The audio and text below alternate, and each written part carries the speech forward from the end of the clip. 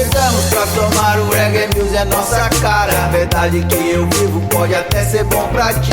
Se tu olhar meus olhos pode ver a minha essência. Se olhar meus trajes... Fala pessoal, iniciando mais uma entrevista do podcast Conversa na Mesa. Hoje estamos aqui com Daniel Vasconcelos, que de hippie se tornou um empresário autônomo. Daniel, onde você nasceu e passou a infância? Eu nasci em Santos, que é uma cidade aqui perto do litoral de São Paulo. Passei minha infância lá até os 16 anos.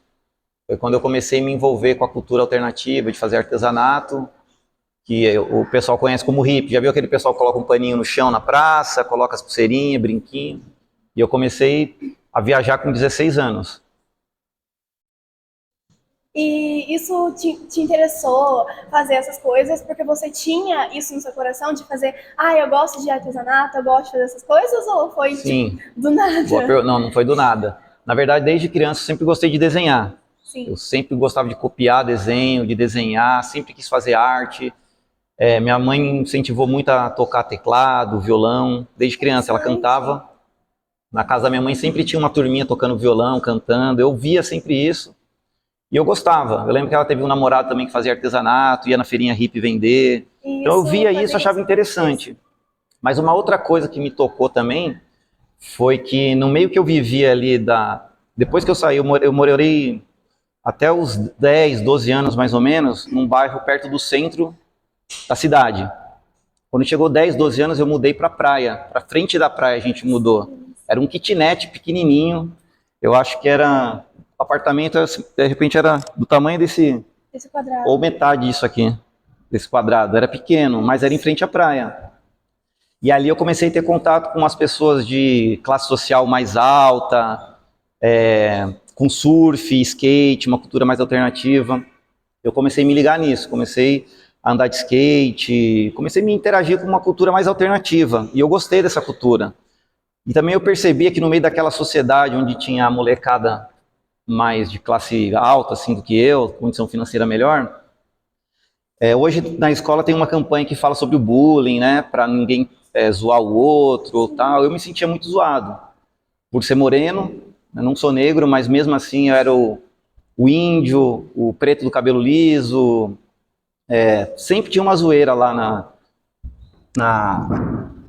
naquele meio onde eu vivia, que eram os caras que tinham os apartamentos melhores, uns carros melhores, tá? Minha mãe tinha um fusquinha. Eu tinha um pouco de vergonha daquela situação que eu vivia, porque eu me comparava com eles. E aí, quando eu comecei a me entrosar com a galera do skate, com a galera que fazia os artesanatos, com os músicos, a sintonia era diferente. E eu comecei a ter uma relação assim, a galera que é meio burguesa não é legal, porque eles me zoavam naquela época. Hoje eu não estou falando que o menino de uma classe social mais alta vai zoar, se bem que varia, né, de pessoa para pessoa. Mas eu me sentia melhor respeitado e admirado e como igual no meio dos malucos, que era a galera mais alternativa. E aí eu comecei a me entrosar mais com esse pessoal e comecei a ver os hippies, eu olhava assim um cara de cabelo comprido, de brinco, falava, nossa, eu podia ser desse jeito aí. Me atraiu também a aparência da galera, o visual. E eu comecei a chegar perto dessa galera. Por quê? Porque eu queria, e eu não era zoado nesse ambiente, eu era bem tratado, era legal, a moçada era legal, tratava bem, me deram espaço. Eu lembro quando eu comecei a aprender artesanato, eles não tinham, tipo, não vou te ensinar porque eu quero ganhar dinheiro sozinho, por exemplo. Não, senta do meu lado, faz aqui, pode fazer. Não tinha egoísmo, usa meu material. Eu me sentia muito bem acolhido por essa galera, sabe? E aí eu comecei a me afundar cada vez mais, assim, deixar o cabelo crescer, usar brinco, escutar só música alternativa, não a música comercial que passa na televisão. Porque eu comecei a entender também, sem tirar o rico e o burguês, ou a pessoa que tem uma classe social melhor, mas eu comecei a perceber que essa galera não era tão legal. Pela zoação, pelo estilo deles, assim, eu comecei a ver que a galera underground alternativa era mais bacana, me sentia melhor. E comecei a vender meus artesanatos, comecei a aprender a fazer artesanato, porque eu tinha esse interesse, já gostava. E também essa exclusão, que eu me sentia melhor perto dessa galera que era mais maluca, sabe? Hoje em dia você ainda sofre algum tipo de zoação? Então, no meu caso, quando a gente vai ficando mais velho, parece que vai acabando a zoação, o medo, as pessoas já começam a respeitar melhor por causa da maturidade. Mas a moçada, em geral, parece que é meio natural deles querer zoar um outro. Ah, o gordo, o magro, o vesgo, sei lá. E eu já ensino isso para o meu filho e já existe na escola, em geral, qualquer escola, né? Eu acho que existe essa questão do bullying, que eu já acompanhei meus filhos, que não é para fazer, que virou tipo uma regra, né? É proibido zoar, porque se você zoar, você vai sair da escola, você vai ser expulso, vai tomar uma advertência, algo assim, né? Hoje não, hoje eu sou bem respeitado, eu estou cada dia mais conquistando um espaço, assim, como artista, eu me vejo como um artista empreendedor. Você falou empresário autônomo, né? Eu sou mais um empreendedor artista do que um empresário, porque eu não revendo coisas, eu faço, eu crio, eu pego a tinta, eu faço um artesanato, trabalho com uma madeira. Então, nesse meio eu sou bem respeitado, as pessoas me veem com uma boa admiração. E também eu comecei a cuidar mais de mim. Antes, quando eu era jovem, era meio relaxado. Talvez a maioria da galerinha, quando é jovem, não quer arrumar cama, não quer pentear o cabelo, não gosta de tomar banho, não liga muito para a aparência em si. E com o tempo eu comecei a me cuidar melhor, me arrumar melhor. Hoje eu estou com meu traje de trabalho, não estou arrumado. Eu estava trabalhando, vim para cá fazer com vocês, mas eu já me visto bem melhor, então sou mais aceito por qualquer ambiente que eu vou, porque eu percebi que a gente coloca para fora, o que a gente expõe na nossa aparência é o que está dentro. Sim. Então se a pessoa está muito relaxada, não escova o dente, porque ela está mal por dentro, não se arruma, não cuida da aparência, porque por dentro está com algum problema, então reflete no exterior. Hoje não, hoje eu estou legal, ou quando eu vou num lugar, mesmo que eu esteja com roupa de trabalho, sujo de tinta, alguma coisa assim, as pessoas já, não, tá tranquilo, eu entendo. Eu às vezes falo, né, ó, tô sujo de tinta porque eu estava trabalhando. Mas eu procuro andar bem arrumado, ir nos lugares que as pessoas me chamam para fechar os negócios e tal, então não tem mais essa questão do bullying, não existe, né, isso mais. E quando é que você decidiu que queria ser hippie? Então, me decidi nessa época que eu percebi que quando eu estava no meio de uma sociedade mais alta, porque era assim, eu morava em frente à praia, mas eu morava num kitnet, minha mãe tinha um Fusca na época, enquanto a galera já tinha, na época, o carro de sucesso, sei lá, um Opala, um Monza, um carro top da época. Eu tinha praticamente, vamos falar, o pior carro, o mais barato. Nesse ambiente eu não era muito bem tratado, por questão daquilo que eu te falei, né, do bullying, da tiração de sarro. Daí quando eu percebi que na galera underground eles eram da hora, eu comecei a tomar uma decisão, não, eu vou andar só com essa galera. E aí comecei a andar só com essa galera. Mas teve um problema que não foi legal, que apesar de existir realmente essa diferença, teve o problema também do vício, da droga. Comecei a fumar cigarro, beber, coisa. Não que isso tenha a ver com o mundo hippie ou com o mundo alternativo, mas isso aí começou a me desviar do caminho. Tanto é que todo mundo falava, ó, o cara começa bebendo, daqui a pouco fuma maconha, vai outras drogas, e é uma verdade, foi o que aconteceu comigo. Durante um bom tempo, eu acho que eu fiquei praticamente 5 anos morando na rua. Eu tomei uma decisão, não, eu vou ser hippie. Mas por que eu fui para a rua também? Porque eu não comecei a obedecer as regras que existiam na casa da minha mãe. Lá tinha certas regras, ela queria que tivesse. Daniel, você tem que lavar roupa, você tem que lavar louça, você tem que estar limpo, olha a cor do seu pé. Eu queria chegar em casa, dormia do jeito que eu estava da rua, acordava, fumava um cigarro dentro de casa. Minha mãe começou a falar, você tá louco de ver desse jeito? Daí ela meio que me expulsou de casa. E o interessante desse de expulsar de casa, sabe o que eu vejo também? Se o pai e a mãe aceitam o filho com rebeldia, fazendo o que é errado, ele vai demorar mais tempo para se consertar do que se a mãe falar, você quer viver errado, então você vai se sustentar. Ah, mas só tem 12 anos, vai para a rua. Ah, mas só tem 13 anos, 10 anos, quer viver errado, vai para a rua, porque lá você vai aprender, se vira. Porque não tem como eu sustentar. Hoje eu passo por isso. Hoje eu trabalho numa clínica de recuperação, fazendo palestra lá, para falar de Deus, contar minha história. Então eu falo para os caras assim, para as mães, se ele não quer entrar na regra, ele tem que sair, para ele se virar sozinho. Porque senão você está sustentando a criança que não quer obedecer uma regra que é para o bem dela, a viver aquele estilo. Continuar assim. Então parece assim, mas é meu filho, eu amo ele. Então se você ama, seja verdadeiro, honesta e faça ele se sustentar para ele viver o estilo de vida dele. Minha mãe fez isso comigo. Quando eu tinha 16 anos, ela falou, se você quer viver desse jeito, você vai se virar sozinho, você não pode ficar aqui em casa, porque não dá para compactuar, tipo assim, passarinho não anda com morcego. E passarinho que anda com morcego, dizem que ele acaba acordando de cabeça para baixo. Por quê? Porque você vai ser influenciado por aquele estilo de vida. E aí eu comecei a sair de casa, fiquei praticamente 5 anos na rua. E esses 5 anos que eu fiquei na rua como hippie, não fui também um andante, um viciado que vivia pedindo dinheiro, não. Até pedia dinheiro, porque você vai perdendo um pouco do caráter seu. com o estilo de vida. Você vai começando a ficar parecido mesmo com o morcego. Eu digo assim, o morcego é a galera do mal e o passarinho é a galera do bem, para ter uma comparação. Dá para entender, né? E o passarinho que começa a andar com o morcego, tem uma outra parada que eles falam também, que a galinha que anda com o pato morre afogado, porque não sabe nadar e quer andar junto. Então eu fazia isso, mas foi uma experiência, uma fase da minha vida que me tratou. Então durante 5 anos eu fiquei na rua, dormia na rua, fazia tudo na rua, vendia minhas pulseirinhas, viajei praticamente o Brasil inteiro, essa foi a parte boa. Fui em muitas cidades, muitos lugares, conheci muitas pessoas, essa foi a parte boa. A parte ruim foi que eu me envolvi com droga e acabei vivendo uma vida miserável por escolha minha, né? Com escassez, com algumas necessidades, dormia na rua, passei fome algumas vezes, fui preso algumas vezes, mas até aí me virei e tal, mas aprendi uma lição.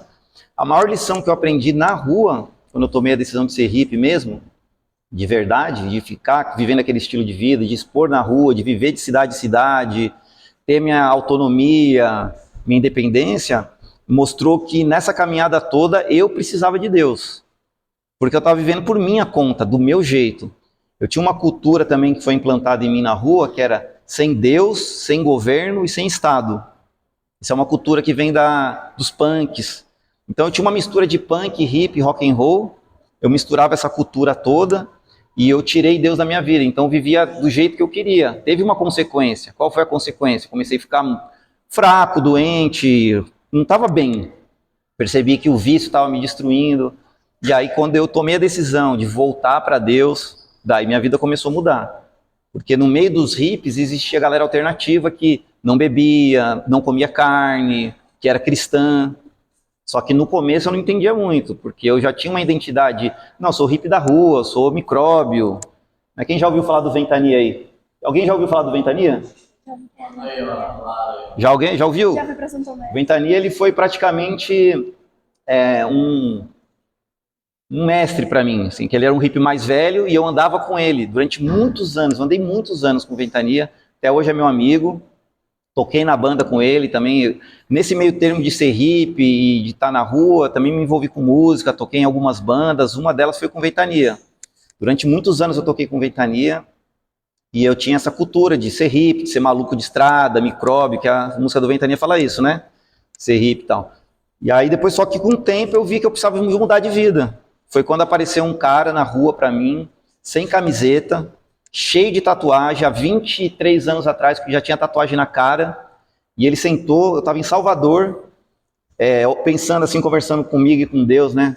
Pô, eu preciso de ajuda, eu preciso mudar de vida, eu não estou mais aguentando beber bebida alcoólica, não estou mais aguentando o estilo de vida que eu estava vivendo. E esse menino sentou lá, que ele era de uma banda, ele era meio hippie também, já tinha uma história meio maluca também, só que ele já estava na igreja. E ele foi, sentou do meu lado, e o que me impressionou foi que ele estava sem camisa, tinha tatuagem na cara, os 2 braços fechados, e falou assim, Daniel, o que você precisa de Jesus? Eu estranhei muito, porque a gente acha que Jesus só é para os caras de terno e gravata. Eu achava isso, que Jesus só era talvez para os ricos, ou para quem estava de terno e gravata, que não era para mim, porque pô, eu era um hippie, descalço, pé no chão, dormia na rua, e daí o cara vem falar que Jesus me amava, que o que eu precisava para melhorar a minha vida era de Deus, de Jesus. Não fazia sentido na hora que ele falou para mim aquilo. Mas eu sabia que eu precisava mudar. Foi dali que eu comecei a sair desse meio hippie. Demorou ainda para eu sair, eu ainda fiquei alguns anos. Mas foi a minha entrada e a minha saída foi nesse percurso todo, nessa caminhada, que eu rodei durante 5 anos no Brasil todo. E a tatuagem? Quando é que você começou a tatuar? Então, a tatuagem, que nem eu falei, eu sempre gostei de desenhar, né? Quando eu era criança, eu já desenhava, copiava desenho. Desde criança, eu lembro que eu desenhava, sempre desenhava e sempre era elogiado. Tem alguém que desenha aqui? Quem desenha? Eita! Ó, se você desenha, eu posso dizer que você já é um empreendedor. Porque deixa eu contar uma história rápida antes da tatuagem. Tem um espírito empreendedor em mim desde criança. O que é o empreendedor? Quero só rapidinho falar a diferença do empresário para o empreendedor. O empresário, um exemplo, ele pega a laranja e vende a laranja. Vamos supor, ele pega um saco de laranja por R$20 e vende por 40. Esse é o empresário. O empreendedor, ele pega o saco de laranja, faz o suco e vende cada copo por R$10. Um exemplo. Então, quanto ele vai ganhar? Mais de 100, enquanto o empresário ganhou 40. Por quê? Porque ele está empreendendo em cima de um produto, de alguma coisa. No desenho, quando eu era criança, eu fazia alguns desenhos no papel e eu levava na rua para vender. Isso eu acho que com 6, 7 anos de idade. Eu já comecei a querer vender meus desenhos na rua. Quando eu vinha para Guará, eu colava os desenhos na porta do prédio da minha tia e vendia os desenhos. E aí todo mundo falava, pô, você desenha bem. Então, uma dica para você que faz desenho, hein? Hoje eu trabalho somente com desenho. 90% da minha renda é baseada nos desenhos que eu faço em parede. Faço escrita e desenho. Mas a tatuagem entrou nisso, porque eu sabia que eu desenhava bem. Todo mundo falava para mim, pô, você desenha muito bem, seus desenhos são legais.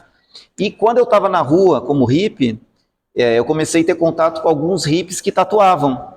E aí eu perguntei para eles, porque quero aprender isso também. Eu sempre gostei de fazer tudo. Quando eu era criança, eu desenhava, andava de skate, surfava, jogava bola, jogava vôlei, jogava basquete, eu fazia tudo, eu era um cara muito ativo. E ainda jogava videogame e assistia televisão. Hoje a galera parece que só joga videogame e assiste televisão. Vejo pelos meus filhos, eu fazia tudo. Qual esporte que tem? Eu fazia luta, tudo eu queria fazer. Eu lembro até pessoas que falavam pra mim assim, nossa, mas você surfa de prancha, surfa de more, anda de skate, o que você não faz? Joga videogame. Que eu já tinha essa vontade de fazer tudo. E aí quando eu vi a tatuagem, os caras fazendo, eu olhei e falei, nossa, eu faço isso. Também eu vou fazer.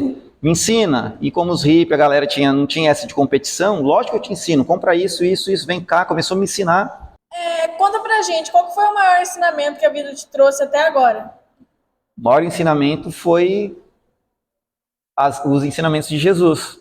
Eu busquei muitas coisas por minha conta, mas quando eu descobri que Jesus tinha um estilo de vida, Jesus também ele não chama pessoas para transformar a aparência dela, para colocar um terno e gravata nela. Jesus chama as pessoas para mudar por dentro. Então foi isso que eu aprendi. A maior lição que eu aprendi é que eu tenho que mudar por dentro. E aí por dentro vai refletir por fora, que está no meu olhar, está na minha aparência, no meu gesto. Eu lembro que teve pessoas falarem para mim assim, nossa, você tem algo diferente. Eu conhecia você antes, agora você tem algo diferente. O que é? Foi o que eu aprendi com a vida, que eu aprendi com Jesus. E quando eu mudo meu interior, quando eu tenho paz dentro de mim, reflete isso para as pessoas. A gente tem um minutinho aqui ainda, que você comentou das bandas, né? Sim. Que participou de algumas bandas. Comenta pra gente. Sobre as bandas? Como foi a experiência, com quem você fez? Então, eu sempre gostei de música, sempre gostei de ouvir. E eu desejei, durante um tempo, ser um roqueiro famoso, um músico, viver da música, que era o que eu gostava. Então eu estudei, comprei instrumentos e tal. A primeira banda que eu toquei, na verdade, banda mesmo, foi com Ventania. E o que a gente fazia? A gente alugava um estúdio, isso tem quantos anos atrás? 30 anos atrás, eu acho. Então eu toquei com Ventania, paralelamente eu toquei com uma banda lá de Santos mesmo, que era de uma banda de rock puxada mais era um punk rock, e na época que a gente tocava, era a época que começou a nascer o Charlie Brown, então eu acompanhei o Charlie Brown, o Chorão andava de skate com a gente lá em Santos. O Charlie Brown a galera conhece, né? Tem a banda União Já também, né? E aí depois que eu vim para Guará, quando eu me converti, eu comecei a dar mais atenção pro reggae. E o reggae, se você escutar, você vai ver que ele tem uma mensagem não subliminar de Deus. Fala bastante de Deus. Bob Marley também falava muito de Deus. Quando fala de Jah, fala de Deus. Então o reggae entrou na minha vida na minha conversão.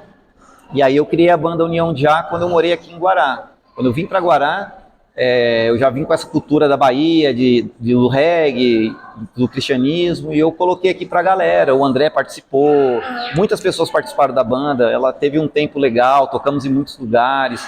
Também nesse meio tempo toquei com Ventania em muitos lugares. Depois eu resolvi desistir para cumprir o meu chamado, que é pregar o evangelho, falar de Jesus, de me dedicar mais ao meu trabalho. E aí agora por isso que eu tô aqui. Então, essa foi a nossa entrevista, pessoal de casa. Muito obrigado por você se dispor a ser entrevistado aqui pelo nosso podcast. Eu que agradeço. E a você também que assistiu a essa entrevista. Até agora. Obrigada. Chegamos pra somar o reggae music é nossa cara. A verdade que eu vivo pode até ser bom pra ti. Se tu olhar meus olhos pode ver a minha essência. Agora se olhar meus trajes vai julgar minha aparência. Skate no pé, a bíblia na mão, a barreta na cabeça, louco por revolução. Chegamos pra somar banda sem nome, é o nosso nome. Nossa luta é nossa causa, o planeta pede paz. E o que você tem feito, irmão?